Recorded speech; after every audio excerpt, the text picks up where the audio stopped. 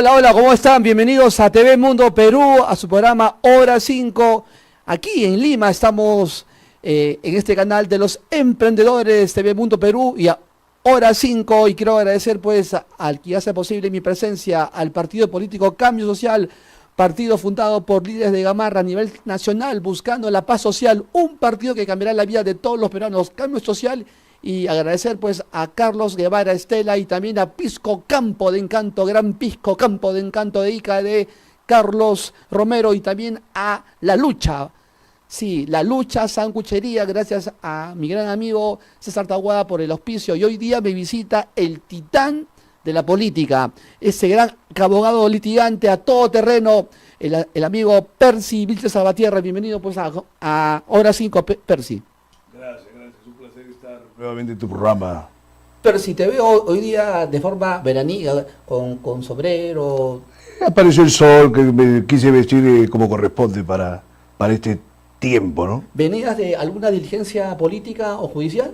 No, tuve mi diligencia temprano, ya ahora estaba en un relax, digamos. Me dicen que los jueces te tienen miedo porque argumentas de una manera así espectacular, contundente. Bueno, siempre me he caracterizado, tú sabes que tengo una gran experiencia y repertorio en torno a escritos, columnas, mis libros de miles de páginas. Entonces, una vez que estoy en audiencias, ya la retórica es dejarse llevar, ¿no? Con los fundamentos que corresponden también, ciertamente. ¿Estás en casos penales ahorita? Sí, claro que sí. Un caso que me puedas comentar breve, sí, al vuelo. Mira, tú sabes que los temas penales gozan de confidencialidad en gran medida, pero ya va a haber oportunidad para que te pueda describir algunos de los casos que estoy llevando en este momento. Pero hasta la fecha todos muy satisfactorios, ¿no? Muy bien, hoy día queremos hablar sobre la realidad nacional y de la fantasma Dina Boluarte, que no habla con la prensa hace más de 100 días, y de la inseguridad que nos tiene así asustados y preocupados. ¿Qué puedes opinar sobre lo que está ocurriendo actualmente, Percy? Es incidir una y otra vez en lo que ha caracterizado los últimos 8 años, que es un desgobierno perenne, ¿no? Es una falta de dirección permanente que tiene el país, que por ejemplo se puede graficar en cómo se están conduciendo las actividades en torno a Petroperú, que está sumido en una crisis espantosa, con una deuda inmensa y que además no tiene visos de solución inmediata, a tales extremos que hace cosa de un mes el directorio renunció en pleno a continuar con su labor. Hasta la fecha no se ha repuesto ese directorio. Entonces, imagínate el resto de actividades dentro del Estado, ¿no? Realmente una desorganización tremenda, y faltan 2 años más de gobierno, entre comillas. El gobierno de Perú Libre, porque esta señora Boluarte está maquillada y sigue pues la tendencia de izquierda asolapadamente. Bueno, eso ya es entrar a varios matices, porque como la política peruana está tan pauperizada, es tan pobre, entonces realmente la política se vive al día a día. Entonces, en el curso de estos últimos años hemos visto las alianzas más increíbles, y muy bien lo que tú dices, Dina Boluarte, la izquierda, puede decir qué izquierda tiene esta gestión en este momento. ¿Quiénes son los que le sostienen, por ejemplo, en el Congreso? Acuña. No se puede, exacto, no se puede decir que eso sea de izquierda, porque como te digo, Es mercantilismo político. es claro, y es una coyuntura tan espeluznante que la gente ya, aparte de sus propias tendencias ideológicas, ven cómo sobrevivir el día a día. ¿Y eso por qué? Porque no tienen ninguna idea de futuro, no tienen ninguna idea de un plan, no tienen ningún programa de gobierno, entonces simplemente sobreviven. Y mientras sobrevive, que en realidad se dedica pues a esquilmar y chocar con el erario público, ¿no? Ojo, Estado es diferente que gobierno. Claro. Ojo. Y el gobierno está destruyendo al ciudadano de forma económica, porque no vemos a un ministro de Economía que tenga ese perfil para poder sacarnos de esta debacle que dejó Castillo. Que pasa que todo el sistema, y bien lo que hablas tú, que el Estado no es lo mismo que el gobierno, eso por supuesto, pero hay un tema. ¿Qué pasa? Como nuestra forma de gobierno se ha centrado siempre sobre la figura del presidente, pese a que al Parlamento se le dieron prerrogativas que corresponden más bien a modelos parlamentaristas, por eso que se ven todos estos enredos de este último ochenio en torno a las cuestiones de confianza, las vacancias presidenciales, etcétera, es en gran medida presidencialista. Entonces, como es presidencialista, si tienes una mala cabeza en la presidencia de la República, prácticamente va a hacer agua todo el sistema. Pese a que hay lo que se llama estas islas de eficiencia, ¿no? Una de ellas que era el MEF, ahora se mantiene el BCR, y otras. Si la presidencia está mal, todo acaba estando mal.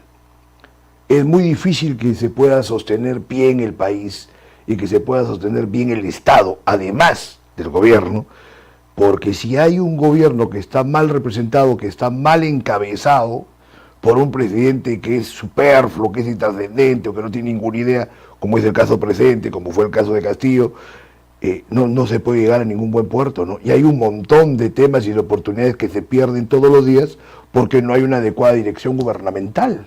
Esta presidenta no sabe qué es concepto de nación, concepto de Estado y concepto de gobierno, y tampoco creo que los ministros lo saben. Estamos huérfanos en estos momentos, huérfanos, y la ignorancia cunde por todo el país. La falta de liderazgo y la falta de un camino para poder salir de todo lo que está pasando. ¿Cuál es tu opinión sobre eso? Y como te digo, eso es algo que se ha agudizado este último bienio, pero que viene de 2016 con todos los extremos de crudeza que ya se han ido reportando día tras día, que en gran medida llegué a hacer unos cuestionamientos severos en mi libro 200 imágenes críticas del Perú ante el Bicentenario, que se publicó precisamente en el año 2021 al término de la segunda vuelta electoral, que llegué a compendiar una crítica sistemática desde ese momento, pero de esa fecha al día de hoy podrían haberse escrito un par de volúmenes de miles de páginas también sobre la materia.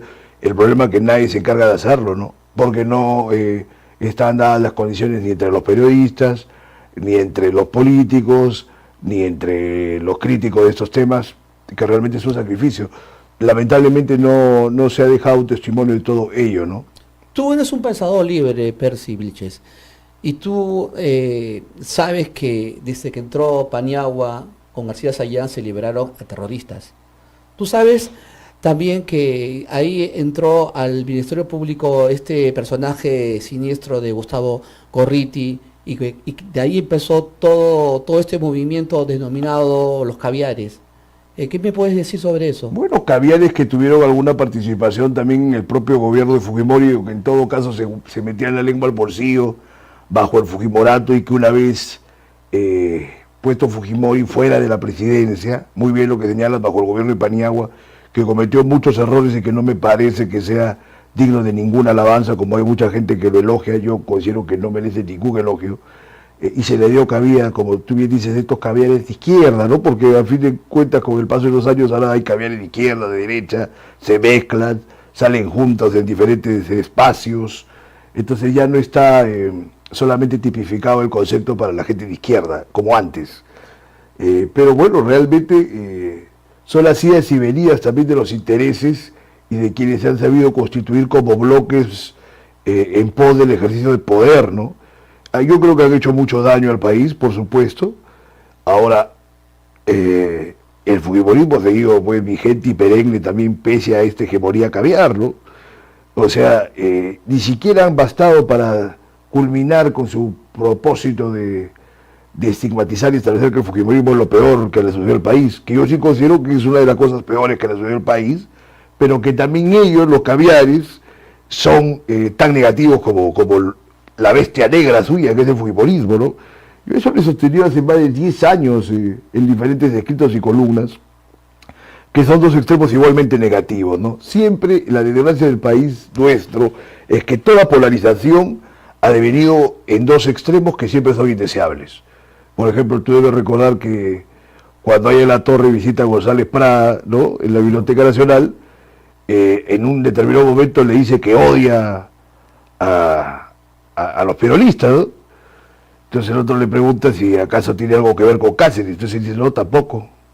A los dos los detesto, y el otro le dice, sí, ciertamente, ambos le han hecho muchísimo daño al Perú y se lo seguirán haciendo. Ahora ya no hay peronistas ni caceristas, pero es el mismo tipo de desgracia entre los similar, fujimoristas y los caviares. algo similar que o los civilistas y González tal, ¿no? Prada, pues era maestro de Aya de la Torre, y bueno, y Aya de la Torre estaba por formar pues el pensamiento y fundar el APRA. Bueno, de Mariátegui también. Bueno, es un maestro generacional, ¿no? Porque realmente no es que les haya instruido de una manera directa. Claro, luego lo enaltecen cuando fundan las universidades populares Claro, y le ponen el exactamente. nombre González Prada. Pero tú debes recordar que ahí tenía tanta participación la gente que estaba con Aya como la gente que estaba con Mariátegui, ¿no? Creo que incluso cuando Aya se va del país deja a Mariátegui como titular, mira tú, de la rectoría en esas universidades populares.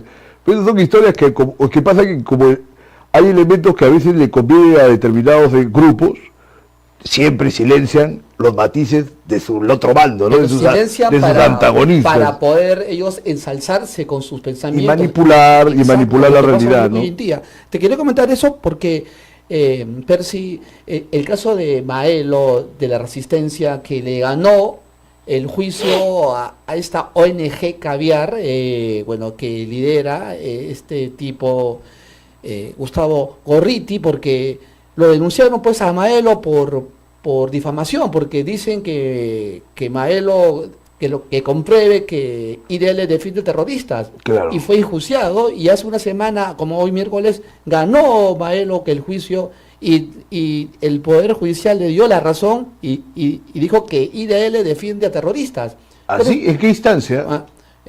bueno, casi ya la final, ya para que... Pero es primero segunda instancia. Segunda instancia. Mira tú. sí, porque Bueno. iba a ser ya, que lo iban a meter ya que a la reja, que al señor Maelo, solo por decir una verdad. Mira, la verdad que en general entre los medios de izquierda, bueno, hay como una cierta forma de alcahuetería respecto de los movimientos revolucionarios terroristas de izquierda, sobre todo de los años 80, ¿no? Pero Eso- ¿qué pasa? Que es un concepto manío también, pues se habla del platícame un terrorismo. concepto de lo que pasó que del 80 hasta el 95. Bueno, hubo una guerra. No, ¿guerra o no, terrorismo? no, hubo una guerra contra. De acuerdo legal. No, es mi posición, ¿no? Ok, A ver, ok. yo digo que hubo una guerra, pero no una guerra interna, sino que hubo una guerra contra movimientos terroristas revolucionarios de izquierda. Porque, digamos, considero que es una terminología más precisa, porque hay movimientos revolucionarios que no tienen por qué ser considerados terroristas. Incluso, ¿no? El partido de Mariátegui fue revolucionario, no iba a decir Mariátegui era un terrorista. O sea, el APRA mismo fue revolucionario, nadie va a decir el APRA es un partido terrorista. Pero cuando uno mata fueron es terroristas, otro concepto. fueron considerados como terroristas en diferentes momentos. ¿Ah? Por ejemplo, siempre me gusta recordar, porque como yo soy un libre pensador, no tengo nada que perder, entonces yo digo, el año 65, cuando salen las guerrillas y el ELN y el MIR que venía del APRA rebelde con Lucho Lapuente y todo lo demás, ¿no? Con Sigifredo Ormego, bueno, toda la gente del MIR, se decía, en el Congreso se polemizaba que eran terroristas estos tipos. ¿Cuál es la gran paradoja? Tú creerás que el propio APRA estaba indicando que estos hombres que habían pertenecido al partido eran terroristas. 20 años antes, en 1945, y la última intentona revolucionaria de la PRISMA es el año 48, estaban siendo considerados como terroristas los propios apristas, entre ellos nada más y nada menos que Armando Villanueva del Campo, que encabezaba la fuerza aprista en el Parlamento del 65, que se iba contra De la Puente bajo esta consideración. Imagínate, o sea, y luego, todo el mundo sabe, está documentado, Villanueva del Campo hasta el último de sus días le tiraba la onda a Polay. Entonces, ¿de dónde estamos? ¿Cuál sería el criterio para mover todos estos conceptos? Son conceptos variables. Eran otras épocas y era otra forma de ver el mundo, pero hoy en día el mundo se globalizó y el mundo ya se ejerce de acuerdo a los poderes económicos y los poderes fácticos que también se están dando, y lo que IDL, bueno, pero por eso digo, habría que ver es a otra forma dónde, ya. ¿no? ¿Qué cosa es lo que son considerados los terroristas? Porque acá Pero hay otro es- problema, porque a como ver. existe el delito de apología al terrorismo, o sea, nadie se pone a hablar realmente de qué exactamente considera que es terrorismo. O sea, los propios revolucionarios de izquierda van a tener muchos matices para cuestionar el terror. Lenin, por ejemplo, condenaba el terror si no era en una etapa de conflicto directo, prácticamente de combate.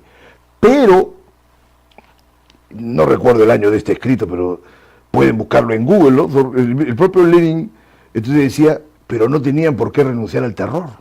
O sea, era como un elemento constituyente de la revolución. Proceso, claro. Y todos lo tenían en claro, ¿no? O sea, el mismo Ayo La Torre creo que también lo tenía en claro, por eso que nunca se animó a llevar a cabo la revolución. Habla de pan con libertad. No, eso es aparte, No, pero también el presupuesto revolucionario. Toda revolución, por ejemplo, lo habla en la Vox Zizek, ¿no?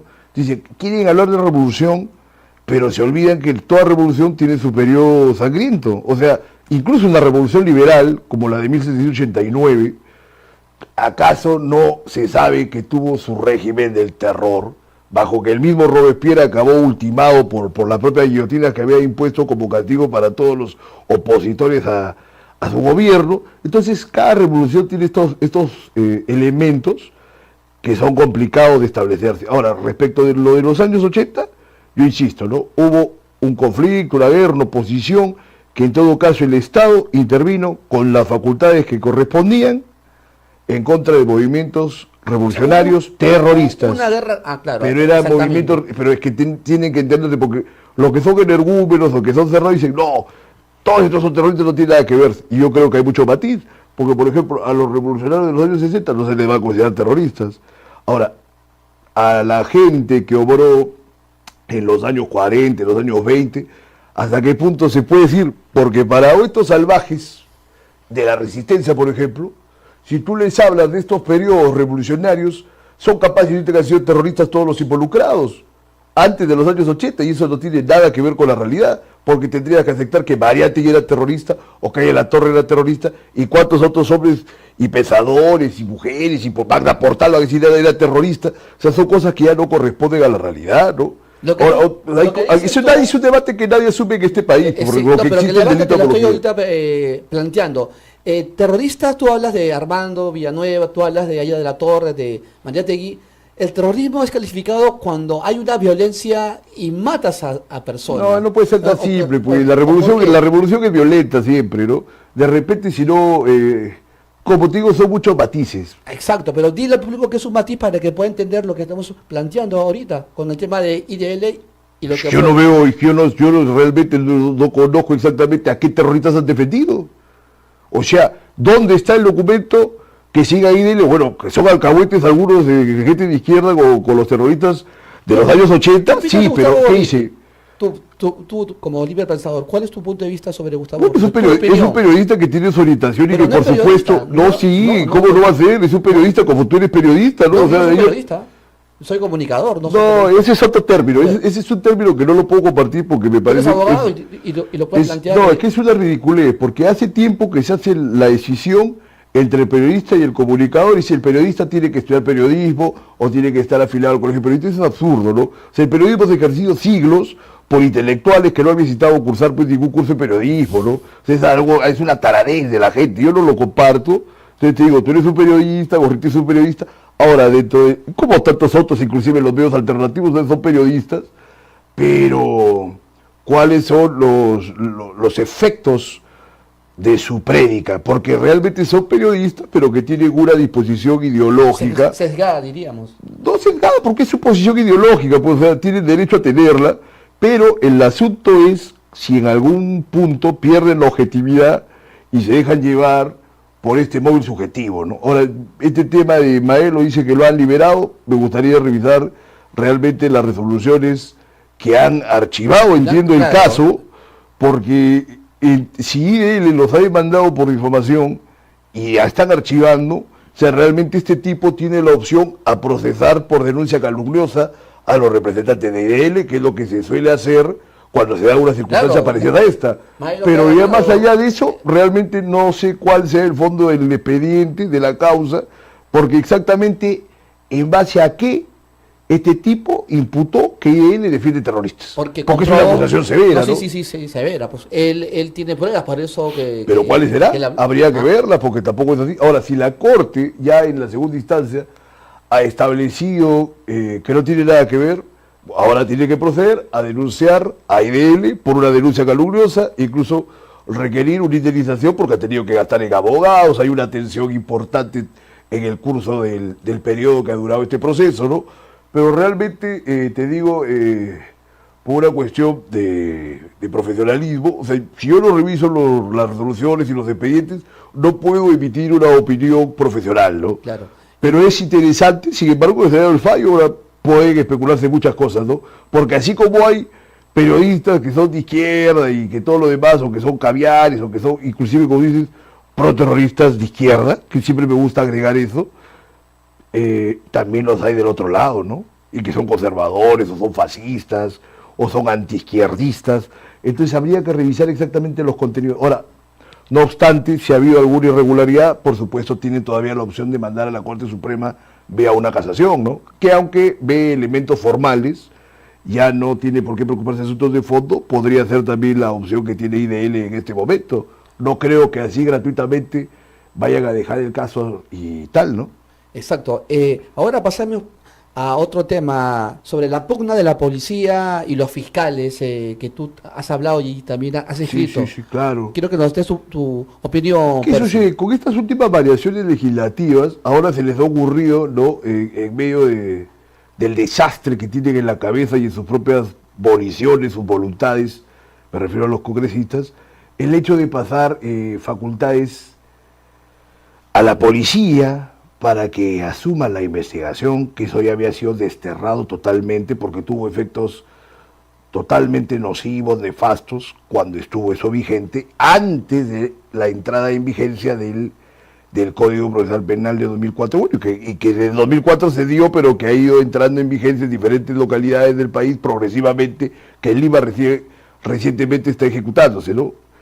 Creo que ha sido el último sitio ya donde se ha puesto en ejercicio este código, y que nos da la opción a pasar del sistema anterior, que era un sistema inquisitivo, que era un sistema que no respetaba garantías en muchas formas, a un sistema acusatorio adversarial, garantista, y que es uno de los elementos más notables del desarrollo del derecho en el país en el curso de las últimas décadas, que realmente es perfectible y hay muchos errores y equívocos que se han ido dando en la ejecución. Por ejemplo, hay fiscales que no te respetan ninguna clase de plazos y todo lo demás, pero que son cosas que se puede todavía contrariar y confrontar a través de los usos del propio litigio penal.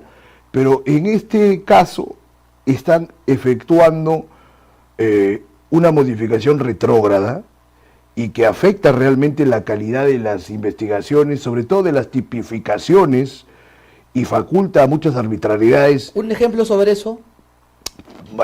Mira, por ejemplo, ¿qué pasa? Cuando se habla de las diligencias preliminares, es el fiscal el que se encarga de revisar exhaustivamente si los hechos expuestos en las diferentes denuncias tienen una gravedad adecuada y hay elementos probatorios, elementos de convicción, etcétera, para que se pueda establecer una investigación preparatoria, ¿no es cierto?, que va a tener una suficiencia para llevar a un buen puerto los presupuestos de defensa de la ciudadanía, porque el Ministerio Público es representante de la población, ¿no?, que se ven afectados por la comisión de delitos.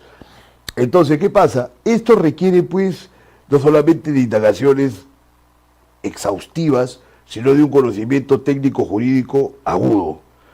A veces no lo tiene la propia fiscalía. Pero antes la policía lo tenía. Pero después, pero digo, o sea, ahora mismo hay muchos fiscales que son prácticamente legos también en temas jurídicos. Imagínense qué categoría de análisis va a tener la policía si por lo menos estos fiscales, aunque muchas veces, como te digo, parece que no conocieran ni siquiera el derecho penal o el derecho procesal penal, cometen múltiples arbitrariedades. Ahora, llevar este grado de delicadeza técnica a mano de la policía es un infierno, y además que ya se demostró que esto no servía para nada antes. Ahora, no digo de que no haya por ahí uno que otro policía que tenga un conocimiento técnico jurídico, puede ser, porque hay varios que luego estudian derecho, o el curso del propio día a día los puede poner, digamos, en cierto modo de ejecución más pertinente que quizás que muchos fiscales, pero en general esto no es así. Entonces, ¿qué pasa? Cuando la Fiscalía tiene ahora estas facultades de conducir las diligencias preliminares, prácticamente no van a necesitar de un filtro jurídico específico y exhaustivo para ver el tema de estos archivos de estas diligencias, ¿no? Entonces, ahí va a haber un montón de complicaciones. Y hay otro tema. A ver, ¿cuál es? que se está viendo incluso la inconstitucionalidad de la medida. ¿Por qué? Por ejemplo, en mi posición, la policía depende ¿de quién? Del Ministerio del Interior. ¿Y el Ministerio del Interior depende de quién? De la Presidencia de la República, porque pertenece al Poder Ejecutivo. Entonces estaríamos en una pugna entre el Poder Ejecutivo y el Ministerio Público. No se podría hablar de una ruptura del principio de separación de poderes, porque dirían, no, pero el Ministerio Público es una entidad autónoma. Sería más pertinente hablar, si hablamos del Poder Judicial con el Poder Ejecutivo. Pero se da una fricción importante y de todas maneras es una ruptura, porque se tiene que conservar una autonomía, y acá ya no habría mayores autonomías porque mira que se estaría supeditando al Poder Ejecutivo todo lo que corresponde a diligencias penales. Entonces se están alterando totalmente la disposición en la que se ha estructurado el Estado ya bastante tiempo, ¿no? Que realmente hay motivos muy maliciosos sobre ello y también quizás otros de gran ignorancia, ¿no? ¿Y qué opinas de una reforma del Poder Judicial y de la Fiscalía? Todas las reformas pueden ser atendidas si hay fundamentos. Indudablemente que todo objeto creado por el hombre es perfectible, sobre todo sus instituciones son perfectibles, pero para ser perfectible a una institución tiene que hacerse una evaluación exactamente de dónde se producen los fallos, los equívocos, los errores de los procesos, de los sistemas, ¿no? O del flujo de procesos y todo lo demás. Entonces, si hallamos esos elementos de donde están fallando ya estas instituciones, se pueden realizar propuestas de reformas. Pero sin tener este conocimiento, ¿quién va a poder reformar nada? ¿Qué harías para hacer una buena reforma que el Poder Judicial y la Fiscalía? ¿Cuál sería tu propuesta? Lo más que nada, te digo, de mi perspectiva como litigante, es hallar y que corresponda a los abogados que son defensores, espacio para sostener argumentativamente un cumplimiento total de las garantías establecidas en la Constitución. Y uno de los grandes problemas que hay es la falta de respeto que se da al respecto de los plazos.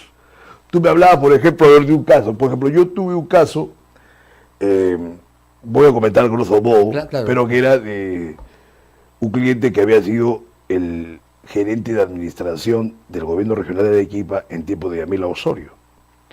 Entonces, en determinado momento, a este caballero pues tenía multitud de casos que le habían hecho, pero específicamente había un caso que era de lavado de activos y que estaba años. Y cuando yo asumí la defensa dije, pero oye, pero acá se han violentado todos los plazos. Entonces vamos a ver de ejercer un control de los plazos. Nos negaron en primera, lo denegaron, lo rechazaron, pero luego insistimos y a fin de cuentas demostramos de que ya se habían vencido los plazos incluso para incorporar cualquier tipo de material probatorio que ya no correspondía. ¿Qué pasó? Al final se archivó el proceso, ¿no? Como que se tenía que archivar. ¿Por qué pasa? Si no se cumplen con las garantías constitucionales, el respeto a un plazo razonable y todo el resto de garantías, uno tiene precisamente que pelear para que se cumplan, pero a veces la gente lo deja pasar, ¿no? Lo peor es que muchas veces los juzgados dejan que las fiscalías incidan en estos errores y no los sancionan de inmediato, ¿no? Pero si la defensa es aguda, tarde o temprano van a lograr que se den el cumplimiento de las garantías y los archivos. Claro. Entonces no hay tanto que reformar, sino prestar atención a la defensa. Pero ahora, ¿qué pasa? Como hay tanto abogado, lamentablemente, o sea, hay gente que a veces contrata a personas que no están bien preparadas y les va mal pues en sus procesos, pero más que nada por responsabilidad de los propios abogados, no tanto por un fallo del sistema. Insisto, este problema de los plazos es grave, pero en ninguna parte la ley penal, en la ley procesal, te dice que eso hay que alcahuetearlo o que están facultados a transgredirlo. Al contrario, la norma es clara. Entonces no es un problema de la norma, no es un problema de la estructura del sistema, sino que es un problema del día a día, de la ejecución, de los propios litigios. Hay que tener cuidado nada más. Por ejemplo, ¿no? O sea, desde una perspectiva muy práctica. En todo caso, siempre habría que establecer pues los adecuados cumplimientos de las garantías, pero de una u otra forma la ley lo faculta. Es como decirte, se habla de reformas legales por todos lados, pero por ejemplo, en nuestro país, el Estado y el sistema de administración de justicia es bipartito. Hay un tribunal constitucional, ¿no? Y hay también la posibilidad de que cualquier juzgado ejerza lo que se llama el control constitucional difuso. O sea, está el control constitucional que está concentrado en la entidad, que es el Tribunal Constitucional, pero cualquier juzgado puede ejercer control constitucional difuso. Ahora que vean los investigadores cuántos juzgados o cuál es la data exacta del uso del control constitucional difuso por cuenta de los juzgados que hay en el país. Mínimo, muy poco. Eso no significa de que no existe el control constitucional difuso o que esté mal la Constitución y el sistema, porque eso está regulado, pero no lo ponen en práctica. ¿Por qué no se aplica? La pregunta. Hay miles de razones, ¿Pero ¿no? cuáles son las razones? Puede ser la ignorancia, puede ser no ganarse problemas, en fin, ¿no? Porque, ¿qué pasa? Quien hace una defensa constitucional desde un juzgado, pues primero tiene que ser pues un gran experto en derecho. Ese es otro tema. Tenemos muchos operadores jurisdiccionales y también abogados, por supuesto, que no tienen todas las competencias del caso para ejercer el derecho. ¿Y por qué lo ejercen? Porque pues son unos sinvergüenzas, ¿no? Sacan su título y punto. Pero eso no es suficiente, ¿no?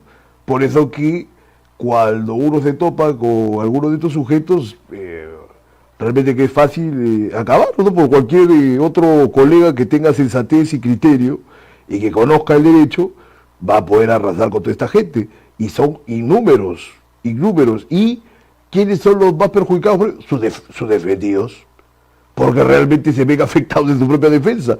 Pasa 500 veces, pasa 1000 veces y más.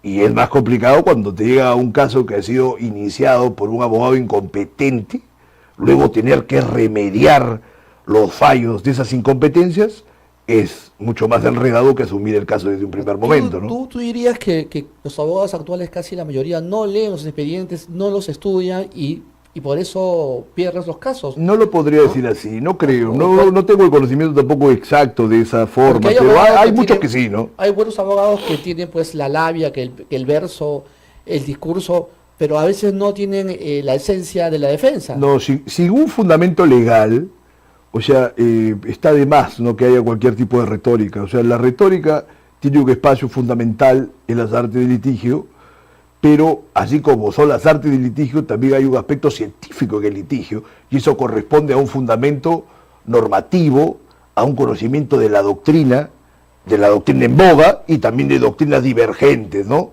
Entonces, eso no es algo que lo pueda tener pues cualquier abogado, ¿no? Y además tener un conocimiento de otras disciplinas también para ampliar las facultades mentales, que eso se ve cada vez menos en el país, ¿no? Percy Vilches Salvatierra, el titán de la política, el abogado litigante a todo terreno, ¿tienes algo por escribir prontamente? ¿Estás pensando en hacer otro libro? No, básicamente ahora me estoy dedicando al derecho todo el tiempo, pero siempre sostengo una columna en medios, ¿sí? Particularmente el Diario Uno, mi columna se llama Libertad bajo palabra, que mi última columna casualmente se ha publicado el día de hoy y que versa sobre el abandono de Petroperú, que hicimos una mención también hace instantes. Y para la próxima semana casualmente voy a abordar este tema de este conflicto que hay entre la policía y el Ministerio Público en torno a la diligencia preliminar. Pero eso sí es una ley que ha dado el Congreso. ¿Por qué no es conflicto, sino se están rasgando las vestiduras para ver por qué a ti y no a mí? No, pero es que ese es para el tema de ellos, quizás para la circunstancia que habla que los partidos políticos no sean involucrados como organizaciones criminales, pero esa es la otra ley, ¿no?